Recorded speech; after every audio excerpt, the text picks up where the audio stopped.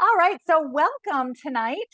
It is October the 12th. It's my daughter's 8th birthday tonight. So she's taking a quick break and then we're going to have some cake after the webinar is over tonight. But I am so excited you all are here tonight because this is some really good stuff we're going to be looking at. So, first of all, welcome to Thursday Thoughts. And again, October 12th, 2023.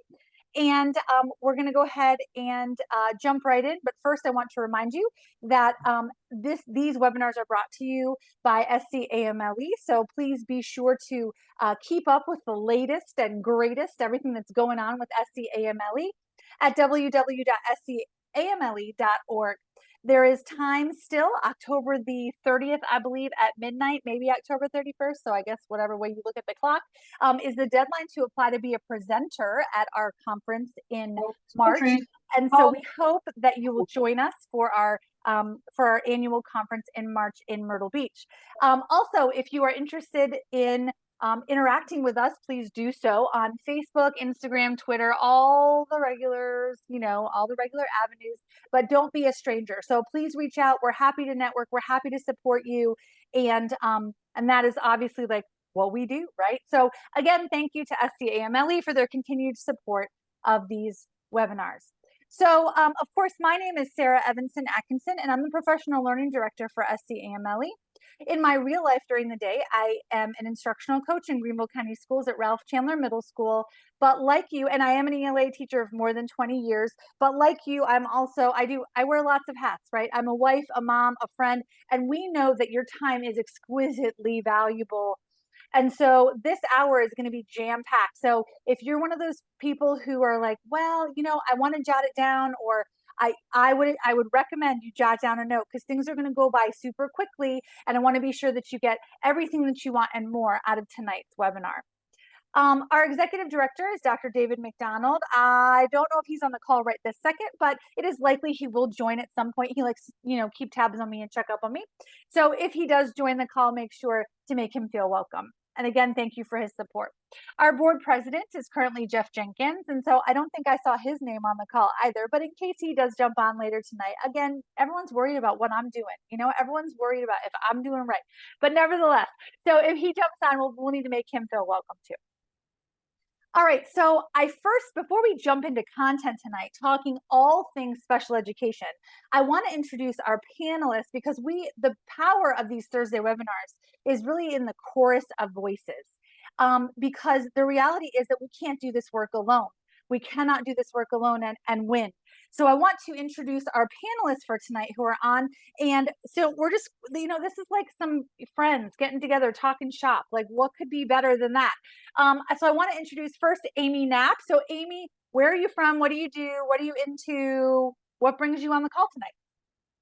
Hi, like she said, my name is Amy Knapp. I am a special education specialist, I'm so very special, at Greenville County Schools, which means if your district calls it something different, I support the special education teachers in the different schools. I have 3 middle schools and a high school. And of course, I was a teacher I've taught K through 8 and a lot of co-teaching, and now I'm in this role. So I'm happy to be here. I'm also a wife and a mom, but I also am a mom. I'm an empty nester mom. So an empty nester mom. Gosh, yes. my youngest is 8, my oldest is 14, and all we talk about here is I either go from I love horses. That's where she is right now. Everything's horses. Or mom, can I get my license sooner rather than later? And I'm just like, oh my gosh, I can't. I can't even look ahead to the empty nester. Well, welcome, Amy. We're happy you're here. Thank you so much. We're also welcoming Dr. Jamela Coes to the call. Jamela, where are you from? What do you do? What brings you to the call tonight?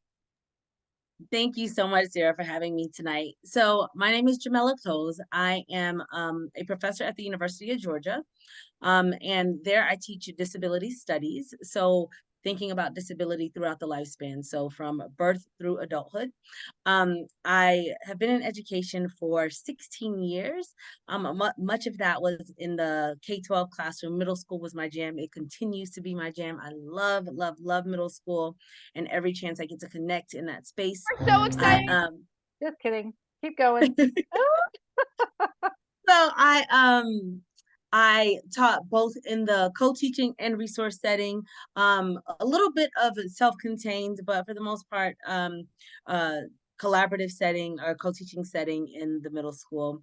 Also a mom of two brilliant little girls, 10 and 4, and they keep me busy, and they are I feel like they're smarter than me, right? So, which means that I think I'm doing something right. Um, and just happy to support and think about how we can ensure the most inclusive settings for students with disabilities so that they can grow up to be the adults that they want to be to contribute to society in the ways that they find most meaningful.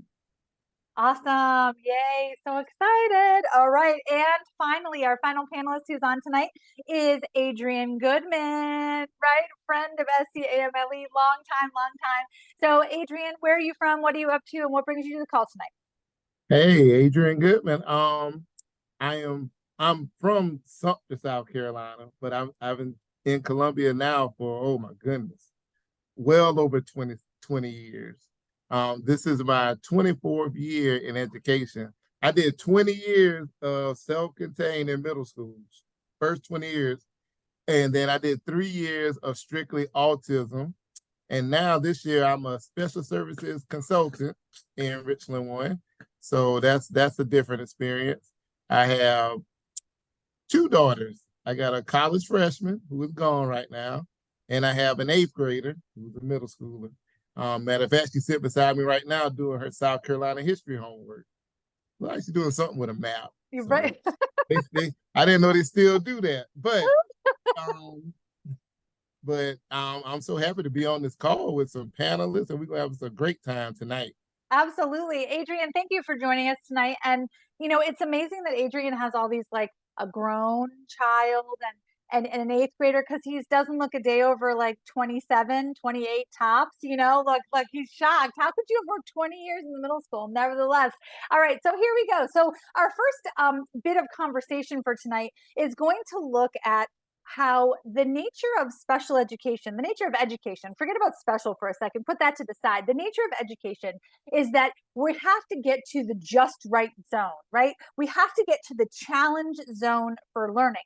And what's tricky for some of our special education students is that because they have an issue with learning, right? They have some sort of challenge that is impeding them to really be like they're not an easy learner.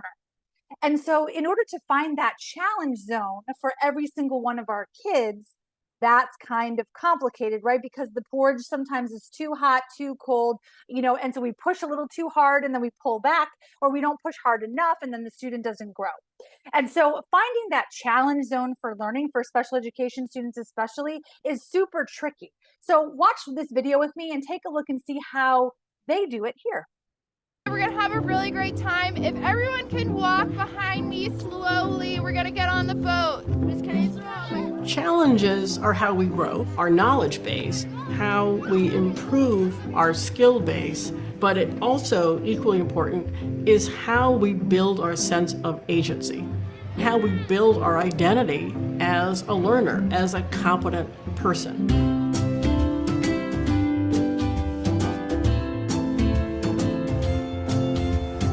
Very important if we're going to challenge young people that we're setting them up for success. We have to provide support in the early stages of that challenge, but by the end, the young person has to really feel like they can tackle this on their own. So comfort zone, we like to say, is maybe you snuggled up on your couch with hot cocoa, watching TV. It's where we feel safe, but there's not a lot of learning that happens in the comfort zone. On the other end of the spectrum, we have our panic zone, where your body's going into its flight or fight response. And learning doesn't really happen there either because you're in survival mode.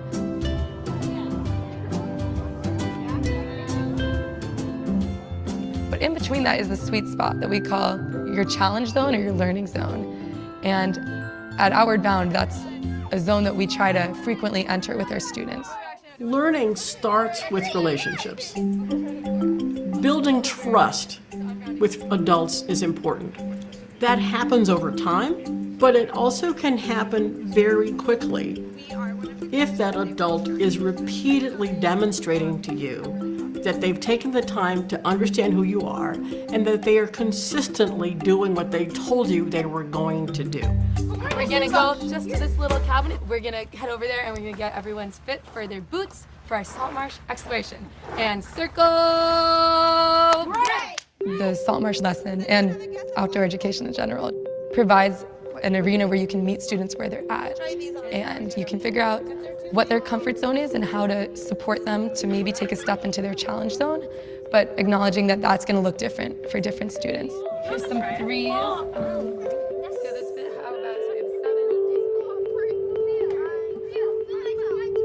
So that might be you're doing something you've never done before, maybe putting on those rubber boots. So uncomfortable. These are huge. You can step into that expedition role. This feels weird. Is there a lot of shellfish? There's this air of excitement and adventure that kind of goes along with just getting this expedition-like gear and knowing that you can explore further than you'd be able to in your own sneakers. We made it. What we're gonna do is we're gonna have a chance to explore the salt marsh area. It's gonna be our job to act like detectives. We got in the water and we used a magnifying glass to observe the animals and the plants. So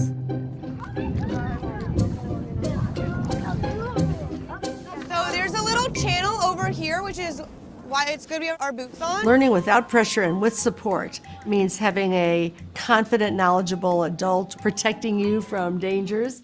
Ooh, look at this one. Here's a crab. Does anyone want to hold it? It means having the social support of a group of peers who are equally engaged, who can help different people learn different things from each other. Maybe holding a crab is scary for you. You've never done that before, but it leads you to learn about the shape on the bottom of the crab's stomach and how that helps you tell if it's male or female, or even learn that you can be brave and decide to hold the crab even though a little part of you is scared it might pinch you. Crab didn't start pinching me. You're not crab food. You don't need to pinch too hard. When successes happen like that in the challenge zone, that's where you learn about yourself and you learn about your environment, and those are the lessons that I think students that come here will be carrying back with them. I need to find a crab. These children are learning a lot about the science, as well as developing skills of observation and inquiry and developing a growth mindset that allows them to tackle the next challenge even more effectively. This is amazing.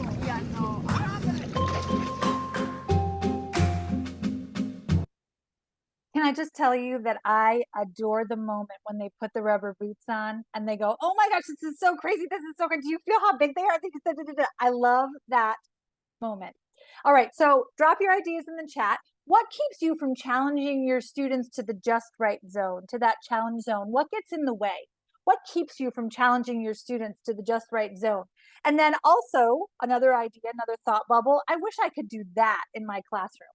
And here's where that challenge I want you to think about here before we turn it over to the panelists, because I got a good question, guys. I got a good question. When I pulled that video, I looked at it and I thought, why can't we create the same kind of excitement, anticipation in an academic setting, in that classroom, inside those four walls? Why can't we be detectives there? Just because I'm not by water and crabs and, I can't put on the rubber boots, but I can get something super close and I can get kids to feel success. All right, so I love the part in the video. And Jamela, I'm going to direct this question to you. I want to get your opinion on this. So she says that the excitement and the adventure really happens as soon as you're getting into the gear in order to start learning in the gear. What could that look like in a classroom? Like, maybe it's not rubber boots, but what could it be for a special education student? What could that gear be in a classroom for a special education student? I love that jump. I think it's a really cool idea. So the way that I start every single class is with two things. One, it is activating students' community. So the first thing that I do is I have students to check in with each other. Every day we come in, there's something on the board, some sort of connect to your partner, connect to your group. One of the questions that they always have to answer is, how are you doing? How are you really doing? I think one of the most essential things for students to know is that they're not in it alone. So in the video, she talked about being in a group of people with people learning different things, different people learning different things. And I think building a community amongst your students is essential, from the learner who learns the fastest to the learner who will need the most support. So anything that teachers can do, first off, the first thing is, how do we engage our community? How do we talk to each other and engage with each other? With the idea that we are all on the same page, like we are about to go on this learning adventure together. um, I think it's prime for all students, especially those who might be reluctant learners. Absolutely. So, Amy, what do you think about, I love when she said we have to get the students to a place where they're operating without pressure, but with support. What is the difference? Because sometimes it's hard to tell the difference, to be honest, between pressure. I want to push them to be excellent. But support sometimes looks like that same kind of thing. Well, I think that comes down to the relationship that you have with the student. If you already have a relationship that allows you to push in a way that you can't if there's already a barrier between you and the student. And you didn't really, the thing that I took away is just seeing the fun. I mean, learning can be fun. And to see the kids, when we're looking at them, we don't know who has an IEP. They're just kids. They're just kids. And that makes my heart happy. And in the classroom, I think sometimes there are ways to make it fun, and whether like in stations with a competitive thing where you've got like a team working on this and another team working on that. I love seeing like the kids collaborate in small groups, because if you leave them alone but give them clear instructions, that gives them an opportunity to learn about each other's strengths and everything. And so I think in a way you're scaffolding the support because you've got different strengths in that group, but you're also challenging them in a safe way. So I think it comes down, I know they started it that way, but it's really true with a relationship. Like I can get my husband to do things that you can't make my husband do because of a relationship. You know what Right. But I'm just saying. Right. Well, because It's there's all about trust there, right? Well, absolutely, exactly. there's trust. Coach Goodman, so like she says, at the beginning of the video, they talked about the trust is built by repeatedly demonstrating that we're invested in one another. And it's especially important for students who already Mr. Jenkins actually at a workshop today said to the teachers, the students know where they are and they know why they're there. Like if they're not, this is not news to them. And but in order to get them to trust themselves and trust each other, what do we have to do? What are the actions we have to take in order to build that community relationship and trust that's got to be there? Otherwise we won't make gains. Oh, most definitely. And most of the students who we support academically and behaviorally, they already have failed a lot in their life. And there's some hurt in there as well. So the kids that we're getting in middle school, they have experienced hurt from school. So the best way to eliminate that or to help with that is to let them know it's okay to make mistakes. At the end, she said growth mindset. That's a growth mindset. You're going to make mistakes to get better. And I do know that once the kids understand that the adult will allow them to make a mistake and help them grow from that mistake, that does build a relationship, which in turn, they will be more successful in all over the campus and even moving forward, transitioning to high school. For sure. Shirley McBell offers, she says, I teach middle school theater, and she's a regular on these Thursday nights. Hey, Shirley. Okay. All right. So she says, I teach middle school theater that mainstreams students. It's easy to get my students engaged. I love the idea. I love the idea that the students are engaged and they're loving their time in middle school theater. So how can we translate the willingness to take risks, Jamela, in middle school theater? how can we translate that into an academic based highbrow classroom that, I have trouble reading, and you're putting me in the ELA classroom with other kids who have trouble reading, and the lady just looks at us. All of that. How can we do that? How can we translate that? Oh gosh, let's see. Oh gosh, okay, lots of things come to mind, but before I even answer that question, I'd like to go back to something that Sure. Amy said and that Coach Goodman said. So Amy talked about like looking at our students and seeing our students like we don't know if if you are not if you're an outsider walking in, you don't know who has an IEP. And sometimes that actually doesn't matter because they are kids, right? And like the good practices that work for like good instruction are going to work well for the students who need additional support. So good practice is good practice is good practice is good practice. Yes. And to that point, students knowing where they are and why they are there, sometimes, to Coach Goodman's point, sometimes that can lead to additional hurt that we cause in schools. Sometimes the self-esteem of students, particularly in middle school, is so important.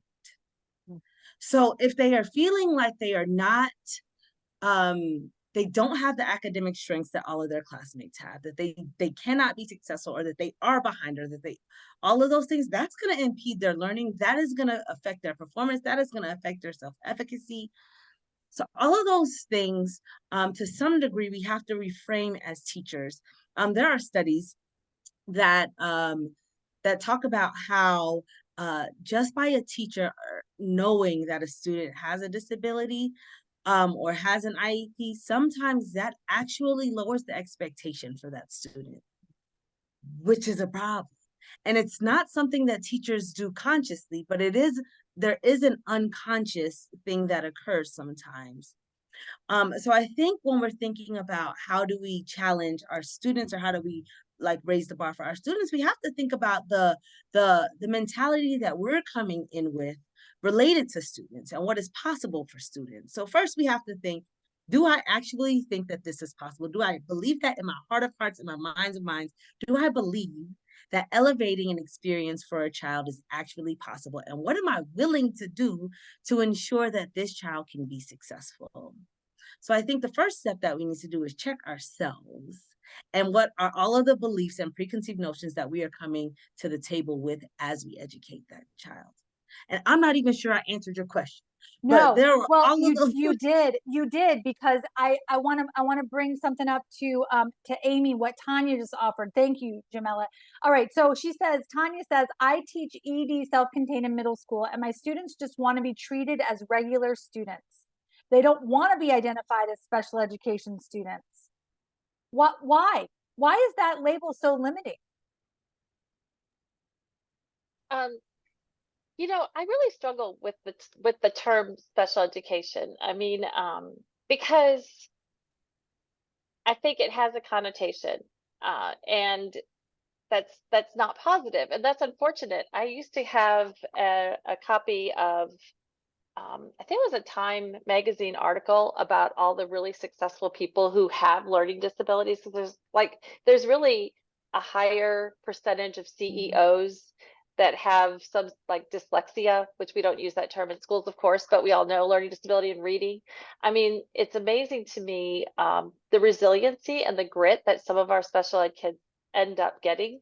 And one thing that I like to do is to kind of set them up for success, in the way, kind of like I'm going to ask this question. We've all heard this strategy, but it really works well for our friends. And I'm like, do you trust me? I would always say to them, do you trust me? And then I'm going to ask this question later, and let's work this out so that you can answer it. And I'll call on you, like those kind of things, just to give them a moment, but also to help them feel like they're important to me. And then for our ED kids, they're typically bright students, and it is hard for them because they're aware and they're usually able to access the curriculum the same as their gen ed peers. A lot of them are. And then they're already emotional by definition. I mean, we know. And so it's really tough for them because like middle school is so hard on your self-esteem, and then you add to that that you're struggling with how to regulate your emotions in a way that's excessive for your age group. And again, that comes down to giving them opportunities to shine, giving them opportunities to grow, teaching them those strategies to get along with their peers or whatever they're struggling with. But I do struggle with the term special ed. I don't know what we call it. I know in Florida they say exceptional, but it all becomes the same thing because they know who they are. I call it purple kids. We're going to know what it means. Absolutely, You know? absolutely. It's crazy because in education we like to tout that we are, this is the differentiation spotlight, that we differentiate, but we love having things in common like nobody's business. We love standardized everything. We want everyone to eat the same lunch. We want everybody to walk on the same. I mean, we love standardized everything because it's easier to manage, is why, right? That we know where the boundaries are. So Drew expressed a frustration. And I wonder if, I bet you, I'm willing to put money on this actually, that Adrian has an idea for his frustration. So here we go. He says, having to give common assessments, not differentiated, across the grade level. I can give them success in the learning. I assume that would be like classroom experiences, classroom learning, but they crash during the assessment stage. He says, any ideas? And I have a really bad feeling, Adrian, that, you're going to be like, yeah, if I had all the answers, man, I'd be making a whole lot more money and I'd be on the, I'd be, talking on the circuit. What kind of ideas do we have for Drew? Oh, there's a ton of ideas out there, like when I go to the gym and I'm working on my abs, I always say they're there. You just can't really see them. I would not recommend basing all your love and hope on Mastery Connect. And that's the first time this year we talked about Mastery Connect. No, right. We haven't talked about Mastery Connect at all. Not talked about Mastery Connect. We've been in this since September, and I haven't even uttered the words. Adrian, you just broke the seal on that, man. I know. So you know what's going to happen next. So we're looking at from my experience when they're taking all these standardized tests, right? We use curriculum-based stuff in the classroom. So the kids are comfortable in this setting of taking assessments so we can get we know how much of the knowledge, how many of the standards they grasp in our setting that they do once a week, twice a week, test quizzes. So we are good in that area. But then we rip them out of class to take a standardized test, or we give them a test in a different format that causes the biggest thing that I see in self-contained anxiety. You got to address that anxiety before they even take these standardized tests. So I'm about to date myself a little bit. We used to take this thing called PAC, and they were in books. So we used to do the big pep rally before the test, get them all hyped up, then the next day you need a hush about dating yourself on PAC, because I was a mom monitoring the PAC test. I could be your mother. No, I was administering the PAC. I was administering this thing, and we could do off grade level. The point of it, you could give it off grade level. So we have an 8th grader who is academically on the 2nd grade level. We give them the 2nd grade PAC, and they're happy. They say, "Oh, I know this. I know this." When they took that out, you saw that when they got the test, they knew they were defeated. So I would definitely recommend you got to fix the anxiety to even get the most out of the students in your class, because they're not used to taking these standardized tests that everybody, because one size does not fit all. So I would definitely address some anxiety. And then the second part is, and which is about equally as important, you have to eliminate the pressure of, okay, you got to get everything right. Tell them, hey, do the best you can. You're doing a great job. Try to give them a bunch of positive reinforcement while they're taking it. And maybe that'll settle them down enough where they'll get close to giving you the best performance, but you can't guarantee anything. So and that's it's my hard, input. I think too, and Adrian, I think it's hard too, because I think that there are some, I mean, I do it as a person, right? You see a child, you don't want to see them in distress. I didn't go into this work to torture the children. So I see them in distress, and then I immediately want to minimize the importance of the test. It's no big deal. Don't worry about it. And but in so saying that, I've done two terrible things. I've diminished the importance of the test, which is not what I should have done. And I've kind of said to them, you know what, don't worry about it, because they think their perception is I'm not good enough to attack that test. And now she says it's not even important. Like I've hit him with the 1-2 punch, rather than building the scaffolds in to make them be stronger and capable and building that efficacy. Mhm. So So one of the things what? that I'm sorry No, go ahead. that Go for it.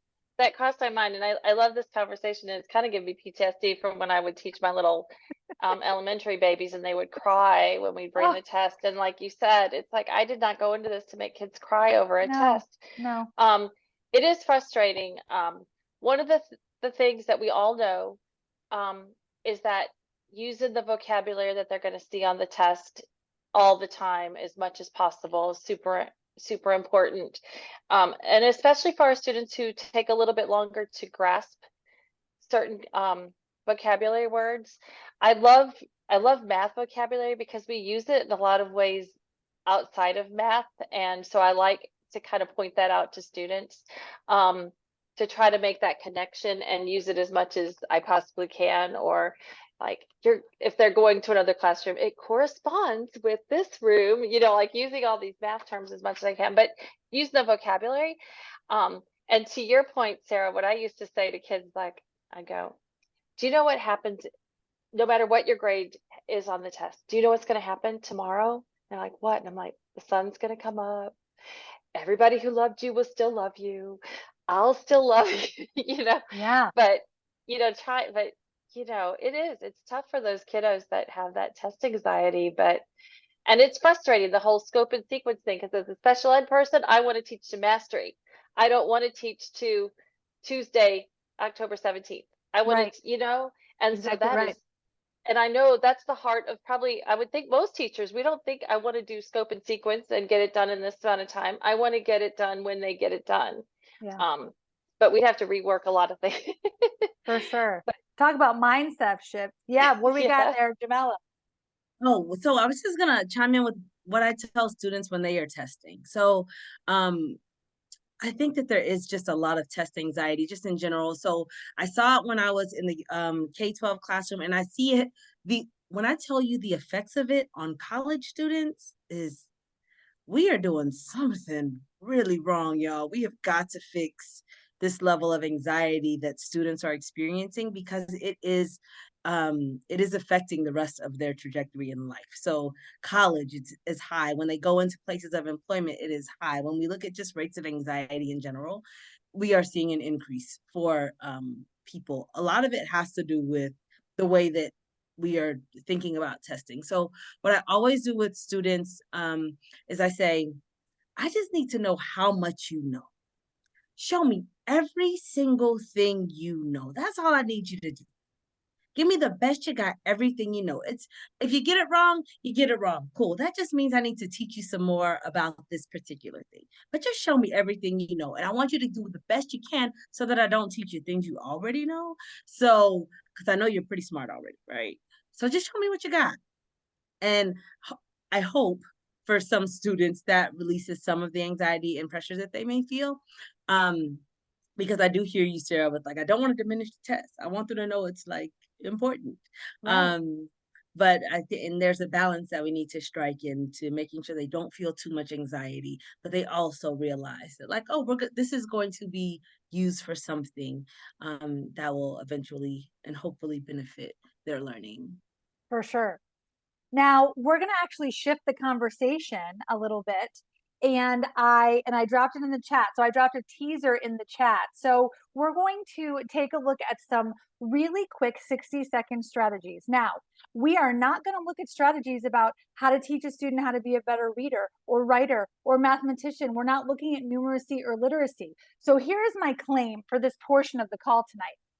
My claim is that if we don't get the executive functioning skills of our learners, if we don't get them in check, if we don't teach them how to be learners, then it doesn't matter what song and dance we do and how many strategies we implement, they will not be able to move forward at a pace that is appropriate for a growing, smart, intelligent young person.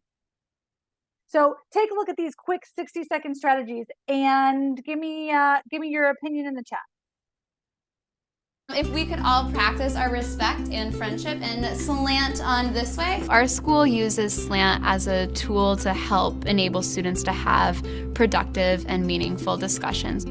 We want to make sure that people feel comfortable sharing their thoughts in this classroom. They have to sit up, they have to lean in, they're acknowledging the speaker, they're nodding, and they're tracking the speaker. And that's something that is expected of students. So I'm gonna have you practice showing friendship and respect with your bodies right now. Slanting is when students understand that that's how they are going to give their full attention. Why don't you both come stand up here? So I'm gonna ask that we slant. When you're talking, you're being vulnerable. And it's a big difference when they give you their full attention. It's a great way to teach what it looks like to respect somebody. All right, so Coach Goodman, I realize that it may seem a little hippie-ish of me. I mean, like Flower Child Deluxe, I want to teach the children that they need to sit up and they need to smile at one another and they need to be vulnerable when they're sharing with each other. But guess what? Today I did that with a bunch of adults in the room. I said, did you all notice what you were doing? Did you notice how you leaned in to hear? Did you notice the lilt of your voice? Did you notice the tone of your voice? Well, you're about to share something that was a challenge or a failure from this past 9 weeks. And your like immediate instinct is going to be to pull away, pull back, leave space, because you want to be sure these people can't hear you because you're sharing something that you failed in. And I said, resist, do it anyway, talk louder, tell them how you screwed up. What skills should we be teaching kids, but we currently do not, Adrian? And this is open for everyone else. Drop it in the chat. What skills should we be teaching students, but we currently do not? And don't give me that time thing, guys, because Jimmy Casas talks about all the time, pay now or pay later. Pay now or pay later. Yeah, you better get in front of that boulder. Get in front. Hey, don't be afraid to fail. First of all, you know, definitely this. But with our middle school babies, right? Most of them, from what I see, aren't afraid of failing. You know, they're not afraid of getting something wrong. They're not afraid of messing up. They're not even, especially on stuff that they don't really want to do. You don't get the full effort. So what I think, I haven't heard a student that I personally taught say, hey, Mr. Goodman, man, I can't read nothing. I can't read. But they'll quickly say, oh, I can't collect them like terms. What is that? I can't read. They'll quickly say it on math because everybody else is saying it. But it seems like there's a stigma when you can't read. So you're not gonna ever hear that. So when you set the teaser about executive functioning, and then with your question, time management. You know, you got to look at time management. We neglect things that we think other people know that we know. Like everybody on this call has good time management skills because we knew it started at 6. We're here at 6. That's executive. We're here on time. But we can't assume that the students or people we're in charge of understand the use of time management. And that's a skill that needs to be taught because of behavior. Now, I'm not sure if I totally addressed your question, but it No, felt you good talking totally about did. executive And function. well, you did. And the reality here is that, like, Jeff Jenkins just put into the chat. So pro educators take for granted, he says, how much training and advanced education that we have on the topic of facilitation and discussion. Middle level learners, for the most part, have never been taught about body language, tone, etc. We have to remember to teach them how to have a professional discussion. They've never done it. And even, guys, and I'm going to even take that one step further. And I totally agree with him, by the way, but I'm going to take that one step further. Coming out of COVID world, where we were so attached to the computer and the phone, and then if you add on the cherry on top is that we are okay to communicate via text message only for like really important things. Like people they break up long-term relationships over text message. All right, so we clearly have a communication breakdown in our society. And I can't tell you how often I go in and work with children. And when I do, I always point out, can I please, I need everyone to smile at me. That tells me that you're happy to be here and I'm happy to be here with you. Like I have to accentuate it to them because otherwise I get a bunch of, stank face because they're getting ready and they're not being mean, but when you're sending a text message, it doesn't matter. Your body language and your countenance, it doesn't matter when you're sending a text message. So, we take for granted, Jamela, like that how much we know, and we assume that everyone else knows what we know. Absolutely. So, quick story about slant, and then I also want to follow up about this idea of like conversation. Yeah. So when my daughter started, it must have been first grade. She went to school and they taught her slant, right? And at the time, I had never heard of slant in the way that it is presented. And so this is like 4 or 5 years ago now. So she's talking to me, she's telling me something, but I'm like doing other things. And she's like, Mom, you have to slant. And I'm like, what are you talking about? She's like, sit up, lean in. I'm like, oh, all right, cool. So like she like describes to me this slant thing. So it's so interesting when we do teach them things like how to actually like some strategies and skills. They learn it, retain it, they use it, and then they expect also that other people will then sort of will also do the things. But to your point about how we are communicating, I think one of the things that we are not teaching, and I'm not sure if it is a time thing, I'm not sure if it is a standards thing, something that's just lacking in our standards, but how to have difficult conversations or brave conversations or conversations that may challenge their thinking or their perception or like what values they may hold, all of those things. I think we don't teach that. So then what ends up happening is that we have people who have beliefs and values or opinions that are not rooted in something that they have thought thoroughly and clearly about, or that they have received other perspectives on, so that they can fully develop their perspective on whatever their beliefs are. So teaching students how to have difficult conversations, brave conversations, critical conversations, and then also using critical thought to analyze their own thinking. Those are just a few skills that I hope. Yeah, for sure. Amy, Drew offers, I think teaching how to manage impulse control could be very beneficial at this age. What do you think about that? I'm seeing your eyes like, amen, sister. Impulse control. What do you think about that? Um, I I love to use games for things like that. There's you d- and I don't know if people still do this, but like there's certain board games and there's things that you can do, freeze tag or all those old-fashioned games and even like Jenga, like self-control, things like that. Some of those games can really help kids practice that type of self-control. Um, I also think uh, a skill that I like to explicitly teach is how to silent fidget.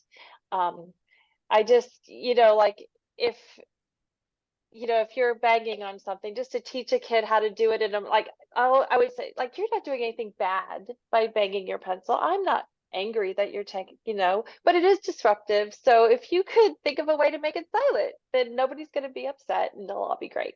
That kind of thing. So I used to teach silent fidgeting. The other thing I want to say is when it comes to middle school and executive functioning, and this may be super controversial, but they just don't have it. Instead of being shocked that your kids don't have a pencil or didn't charge their computer, I think we should be shocked when they come with a pencil and a charged computer. I really do. I'm thinking, they're 13, they're 12 or whatever. The outlier is the one who comes prepared every single day. And if we Right. could embrace that, I think that would eliminate a lot of irritation among teachers, just to have that stack of pencils, because they're not going to have them. So That's funny. Yeah, no, well, it's true. Like, we should be shocked when they do come and they're ready and they brought their money in for the field trip and they remembered exactly. everything. I mean, because guys, let's be honest, some mornings I can barely remember. I was gonna Like, I say, show up there without the keys to my office, or I left my phone or whatever. And it's like, look, I did the best I could. I'm here, y'all. And I took a shower. Like, come on, back off. yeah. One of the teachers offers And here. some of them didn't. Some of those kids didn't take a shower. Well, hey, you know what? The weekly bath is really in vogue right now. All right, one of our attendees tonight says learning how to both write and talk professionally, interact professionally. She says, I have too many students that think it's appropriate to call me bro. It's funny, again, that goes back to our, like, this is just like basic communication skills. Like, my son occasionally will click out and all of a sudden I'll hear, Mom, bro. And I'm like, no, not bro. Definitely not bro. And, mom is really a stretch right now because you're making me angry. It's got to probably be mommy at this point, like, no, sorry. So, like, but helping the students to feel like, you know what, I'm going to bump up against those, because we're just bumping up against the requirements of positive and appropriate communication, and like correcting in and reminding them that they're a part of this community and I have a role to play, and so do they. I love that. That's awesome. All right, I want to take a look at one more technique that, and this is a quick 60-second strategy. I want to get your all's take on it. In today's lesson, we're going to take a look at more applications of exponential functions. Have a quick peek at our roles and our groups. Every day in class, we are assigned a table group. We get to work with a bunch of different people. We're going to go ahead and randomize you guys here. And you're assigned roles. I'm scribe. The scribe is the person who's writing down what you're thinking. The speaker is the one who's presenting your information. The inquirer is someone going up to our teacher whenever your group has a question. And then the manager, they're in charge of the materials and making sure that everyone is on task. And then we need to write a key at the top. Our teacher is walking around the room and seeing how we're collaborating. Nice. And then at the end, he calls on different groups. The simple interest had more money in the account. Yeah. When we're doing assigned roles, everyone is involved in answering a problem. That definitely helps making sure that you can grasp concepts. In today's lesson. All right, so what are we thinking? What are we thinking about having roles? One of the things that I loved about this video is that, Adrian, I love the fact that it can start, that every single day they're in a different group and they can reinvent themselves. They can be someone new. And maybe they have the same role, but they're a new person because it's a new group. How important is it for especially our special education kiddos to have the opportunity to have a new day? Well, shoot, that's the whole basis of replacement behavior. Letting them know that what they did is not final. Everything starts over. We're not going to let it carry over and to the next day nor the next week, even if you got suspended.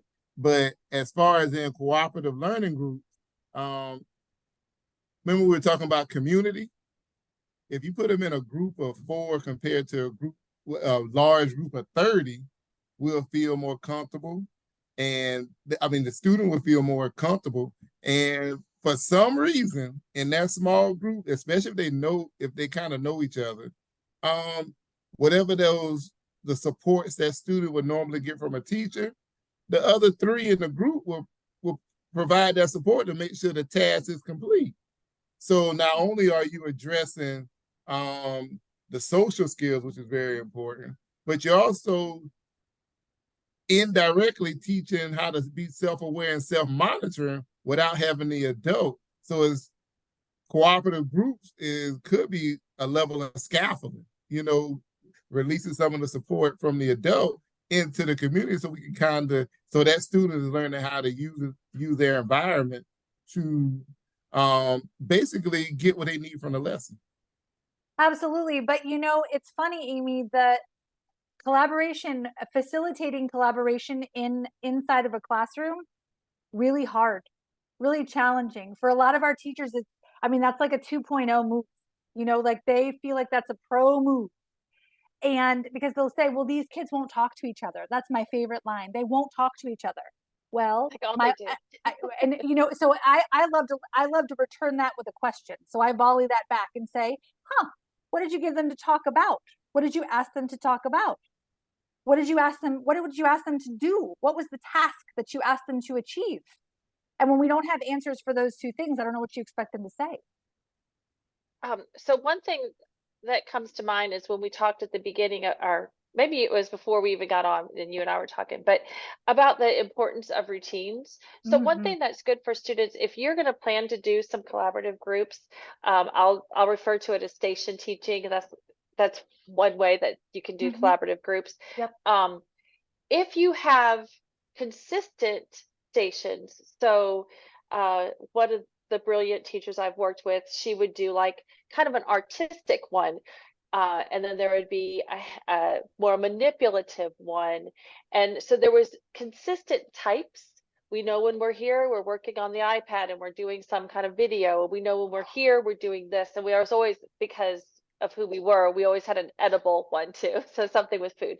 But that consistency also helps for most people because they know once you've taught it, they know what to expect each time, and it would just be something slightly different activity there. But what I love about the groups also is that it gives our students who maybe they struggle in math, maybe they struggle in whatever the academic area is, but maybe they're a great artist and now they're in that art part and they get to shine in a way, or they can do a really good rap, or and so to see them shine in a way and let the kids have some respect for the kid that they always think that they may have not even talked to before. Now they're talking to somebody and learning, wow.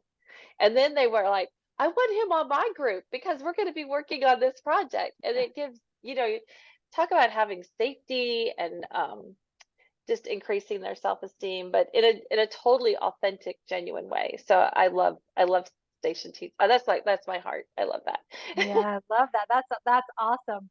All right. So questions, comments, thoughts, what's swirling? What are you thinking of right now? What's coming to mind? Drop those things in the chat. Mr. Jenkins says thoughts on question prompts or stems, letting them collaborate on small stake stuff first. A turn and talk to build the muscle for the bigger questions. Would that be a good start point? Why would this be wise?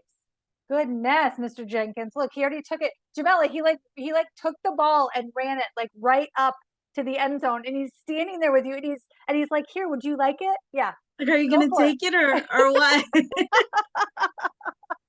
So here's the thing. So Turn and Talk serves so many purposes, right? Like not only is it like it gives students a chance to share their ideas, it also gives students a chance to listen to other people's ideas. So if they don't yet have ideas formulated, they can sort of start to hear about some other ideas that are formulated. The one thing about Turn and Talk, and I often am careful about it, is when you start to do it too much, students are like, I don't want to talk to Jeff anymore today. I have turned and talked to Jeff 20 times. I almost don't care what Jeff has to say today, right? So like thinking about how we shift the class. So if we want to do turn and talks, like other methods for students to engage or to talk to other students or move around or something, so that the turn and talk doesn't become like noise in the background. Like they start to hear it as the turn and talk. They're like, I'm not gonna do that because she's just gonna call on people or whatever. So making it so that that sort of thing stays engaging. So being intentional about how you use your turn and talk.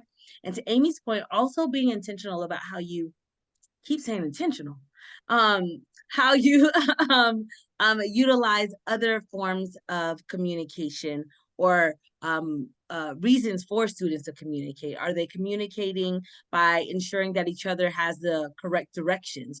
Or is your turn and talk always about what's the answer to this question? So if we even change what the question in the turn and talk is, we can keep students engaged in the lesson. But yes, turn and talk is always a great place to start. But then other ways for them to collaborate and communicate are also extremely important.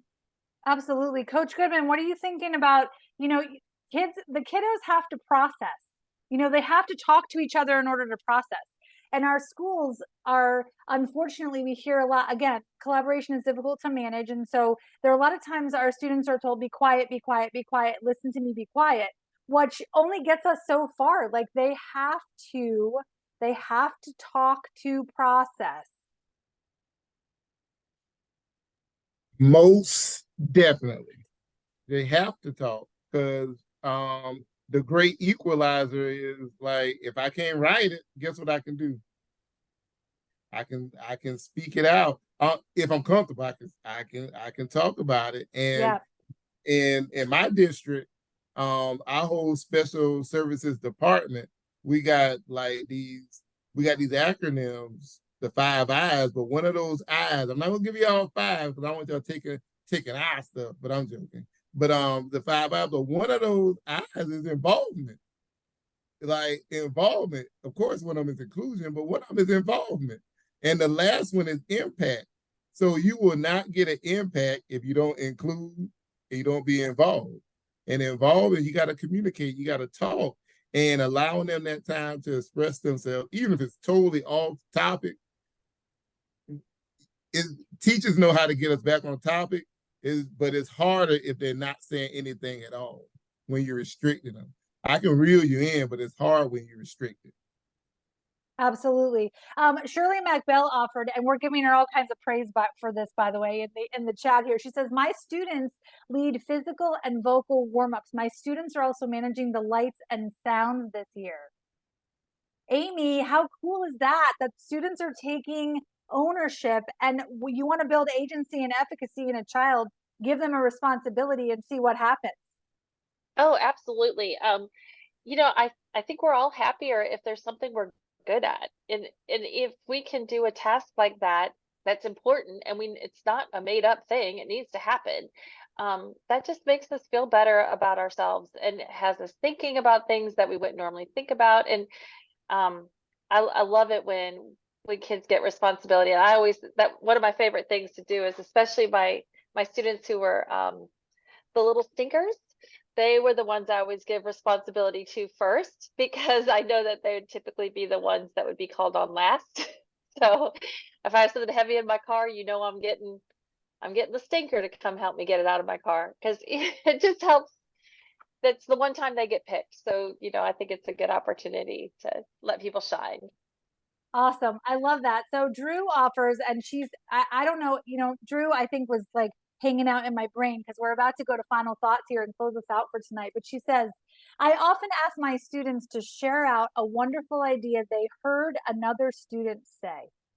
That allows them to practice their listening and gives me a chance to hear from students who are too nervous to share their own ideas. Brilliant pro move, which takes us into our final thoughts for tonight. So here's what I want to say, a couple of things. Please don't be a stranger.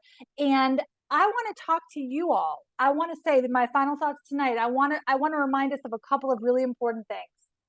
So we've heard lots tonight, and we've covered lots of ground. We've talked about the importance of executive functioning skills and working on our students communicating with each other and with us so that they can be productive human beings. Forget about for a second just doing school. I want them to do school well, but I want them to do life well, more importantly.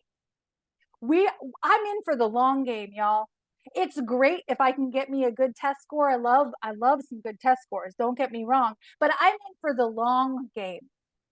We just had a student recently come back to visit visit us, and he came in his full uniform. He is currently in the Marine Corps. He just got out of basic.